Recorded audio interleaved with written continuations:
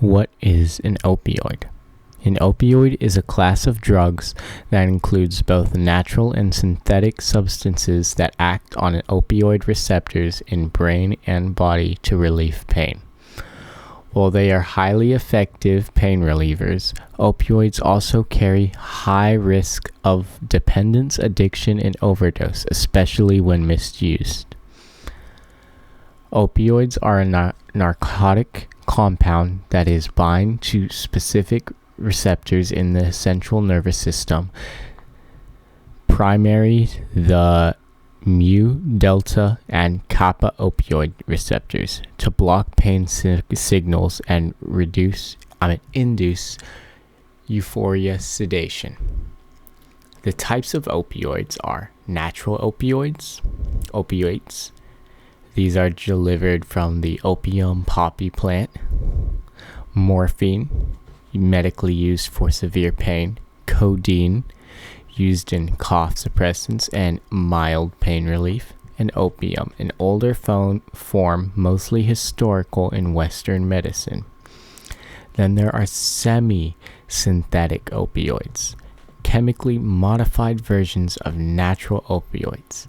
Heroin, a legal drug synthesized for morphine. Illegal. Oxycodone, common in painkillers like oxycodone. I hope I pronounced that right. Hydrocodone, found in Vicodin. And there are fully synthetic opioids, man-made drugs not delivered from the poppy plant, but mimicking opioid effects, such as fentanyl, 50 to 100 times more potent than morphine. Methadone, used for pain and opioid addiction treatment. And tramadol, a weaker opioid used for moderate pain.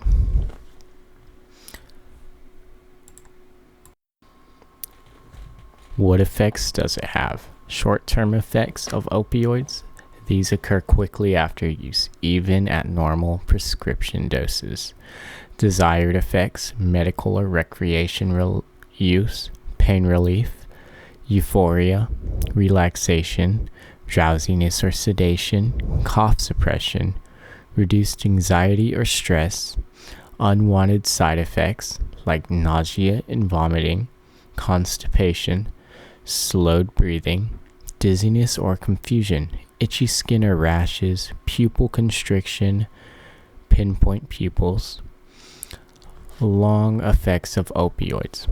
With prolonged or misuse, opioids can cause serious physical and psychological consequences. Physical effects. Tolerance. You need more of the drug to have the same effects. Dependence. Your body adapts to drugs, stopping it causes withdrawal, chronic constipation, and gut dysfunction. Hormonal imbalances, low testosterone, menstrual irregularities, immune system suppression, increased pain sensitivity, mental and emotional effects, mood swings, depression, anxiety, cognitive decline or brain fog, poor memory and decision making. Serious risks, overdose. Respiratory depression is the number one cause of death in opioid users. Symptoms of an overdose: slow/shallow breathing, blue lips or nails, unconscious, pinpoint pupils. Naltrexone or Narcan is an emergency drug that can reverse an overdose if given in time. Addiction, opioid use disorder, a chronic relapsing brain disease. Leads to compulsive drug use even when harmful. Often involves doctor shopping, street drug use, or more than prescribed. How opioids affect the brain. Opioids increase dopamine levels in the brain's reward system, especially the nucleus, reinforcing their use. This creates a strong sense of pleasure or relief. The brain adapts, reducing natural dopamine, which causes depression and craving when not using. Withdrawal symptoms when stopping opioids. Withdrawal can start within 6 to 24 hours after the last dose. For a short-acting opioid like heroin, includes muscle aches, sweating, insomnia, runny nose and watery eyes, yawning, nausea, vomiting. Oh my god, I yawned just saying that. Nausea, vomiting, diarrhea, anxiety, and irritability, intense drug cravings. Stigma around it and how to reduce. First person, use first person, non-judgmental language. Words matter. Avoid labels like addict or junkie. Say person with an opioid disorder. Say recovery instead of clean. Medication for addiction treatment. Instead of replacement therapy, educate the public. Addiction is a chronic medical condition, not a moral failing. Explain how opioids affect the brain's reward and motivation system. Share facts about how treatments work and how recovery is possible. Highlight stories of recovery. Personal stories humanize the issue. Seeing successful recovery can break stereotypes and often offer hope. Promote harm reduction strategies. You could do that at rxsafedelnor.org. Programs like needle exchanges, supervised injection sites, and naloxone distribution save lives and connect people to help. They are evidence-based, not enabling. Train healthcare providers. Encourage empathy and trauma-informed care. Teach about implicit bias, addiction science, and motivational interviewing. Decriminalize addiction. Shifting from a punishment model to a healthcare model can reduce stigma. Support policies that prioritize treatment over incarceration. Empower peer support and community involvement. Peer recovery coaches and support groups normalize seeking help. Communities programs reduce isolation and provide real-world assistance. Naloxone Facts/Laws AB 635 and AB 472.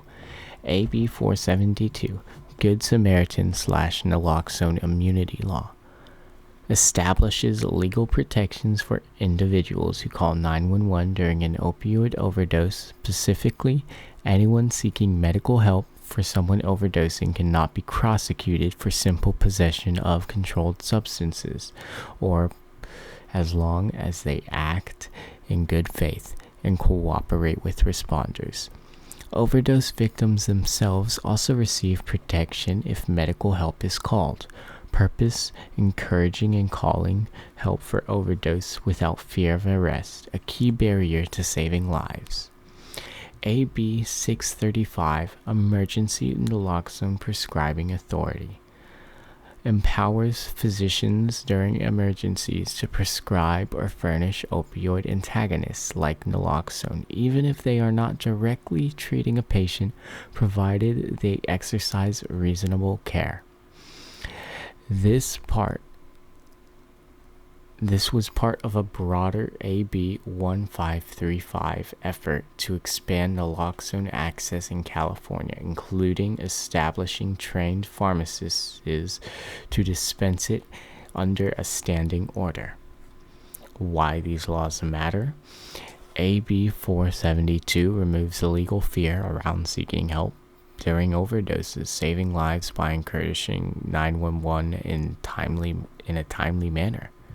AB 635 reduces barriers for emergency naloxone access. Doctors can now provide it in urgent situations, enabling more flexible and rapid response. How to get naloxone. Number one, pharmacies. No prescription needed in most states. California and many other states have standing orders allowing pharmacists to dispense naloxone without a prescription. Ask for it at the pharmacy counter just like you'd ask for cold medicine. Forms available: nasal spray, Narcan, injectable. The cost, it may be free with insurance or low out-of-pocket cost. Generic naloxone is usually cheaper. You can try major chains like CVS, Walgreens, Rite Aid, Walmart, etc. The second way to get it is through community programs and health departments. Many local departments, syringe exchange programs, and harm reduction groups offer free naloxone kits, sometimes with brief training. Some states also provide mail order naloxone. And that's about it. That's about everything you would need to know about opioids and naloxone and how to deal with it. Goodbye.